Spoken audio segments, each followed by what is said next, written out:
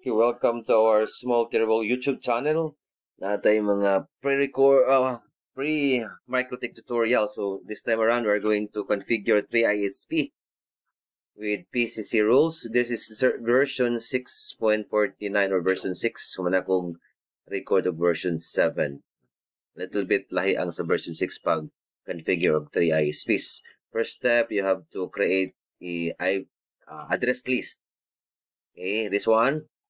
So just add and then ang imong address list, imong ibutang diri for your LAN, for your POE, PPOA or VLAN. So ang ibuhat, in my case, humana man ko ani, so ang ibuhat ay nani lang, inani, ay ni-add ko, din kanyang ibutang og IP local.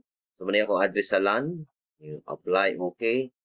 Then mani akong address sa PPPOA, IP local gihapon. Purpose ani, para adto ka mag load balancing sa address list ng imong gigamit sa imong LAN sa PPOA. Dili ka mag-balancing dito sa imong uplink or sa imong source sa imong ISP.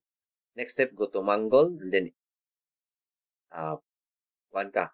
Accept rules ka. Accept rules. Accept rules.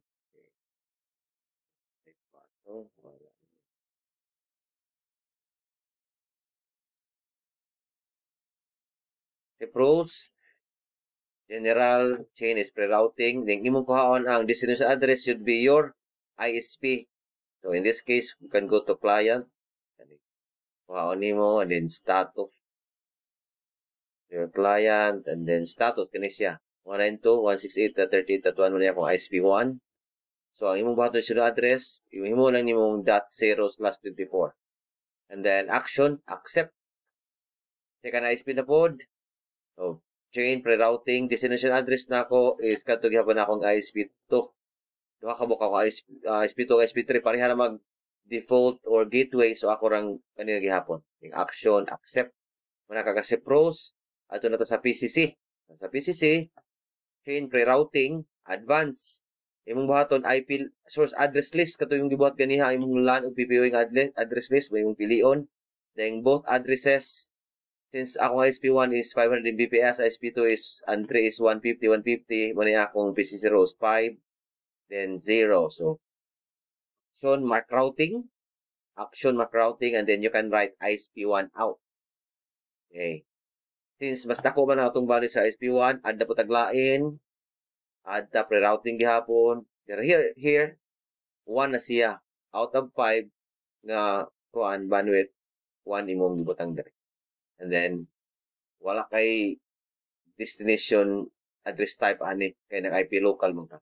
Back routing ISP, 1 out gihapon, imong gihapon lang isulat. Right, text, let's have this. Lang gihapon, out of 5, 0, 1, ug 2, katulunan ni, action, ISP1 out gihapon, mark routing, since daghan man og bandwidth ang out of ISP1. Then last, kaupat, makabantay mo, 5/3. In this case, ISP2 na akong gibutang. ISP2 minto siya, adto na ang kuan kani siya, adto na sa ISP2 mo route ang iyang usage. And then ika-5, out of 5, ika-5, advance 5/4. Kani ISP3 na ni siya. ISP3. Amot itong PCC rows. Dinara ka sayon. Now, let's proceed to the go to route. This mag-routes na ta. Go to routes, IP routes. Like, first step, imong mag-1 kag default ISP1. Ang akong ISP1 destination address is 1.1.1.1. Ang akong gateway kani siya. Then, type, pwede kang gihapon mo ping dire. And then, kuan lang. Ang buhaton nimo is, ang iyang distance is 1, scope 30, target scope is 10. Okay, buhatan mo ka sa ISP2, dira ang akong ISP2 default, butan akong default. Ang akong i-destination address 1.0.0.1. Walang gihapon ang distance. Pwede ra gihapon ka ping o pwede ra pong maka. Then, di ka man, ISP3 na ako, muna akong distance. In this case, kabantay mo, pareha ang akong akong kuan gateway. So, ang butangan lang, Ether3. Pero, i-type nimo, dili siya musugot og %Ether3 kung di nimo kopyahon diri sa imong enterprise nga gi-label. Ilang lang kopyahon, dili nimo kani, para musugot siya. Kaya kuan mo to siya, mo disallow mo to siya kung di nimo kopyahon. Same with ISP2, default. You observe, isugot ra siya sa default route ISP2, ang ISP3 percent gihapon. Pero na percent siya, nga naman kuan man siya kanang mag-default gateway. Okay. Asa naman ito sa default 3. So, wagi ko mag-percent, pero ni-allow ra gihapon. Pero butang ISP2. Ito, may percent lagi ni. Percent. And then, kuhaon na to ang ISP2. Diara, ISP2, CCTN1. Ganit. Route. Save gani ako. Mabutangin na. Pero functional na gihapon. Allow na siya, no? ISP2. Na. Kani mo percent. Pero kupyawan ni mo ang imong gilabel sa interface.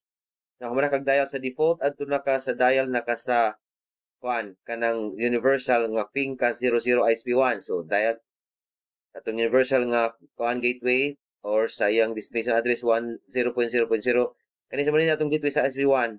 Pero this time around, na nakay ping, distance 1, na scope na usab na 30 na, o parang hapon, pero na target scope 31. Okay. Next, ping gihapon ta sa ISP, asa na ba itong ping na to? Out. Iping, odra. Iping gihapon ta. Sa 0.0 pinot, malang gihapon. Okay. And then, ping na punta sa ISP3. Ano lang. Pareha scope o target scope. Maratag ping sa 0.0.0. Punta na itong specific route na. Okay, ISP1 out. Muna itong gateway sa ISP1. And then, ping. Pareha gihapon ang distance scope o target scope. Ang difference na na mark routing ISP1 out. Okay. Nanay ISP2 out. And nanay ISP3 out.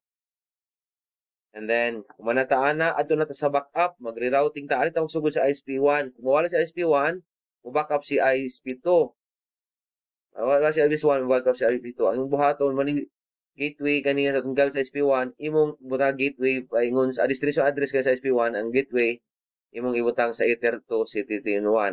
Ang ngalan nimo butang nimo comment na ISP1 kung mawala backup sa ISP2. Then, kung man naman ta sa ISP1 to ISP2, ato bang 1 to, mahimong 1, ISP1 to 2 to 3.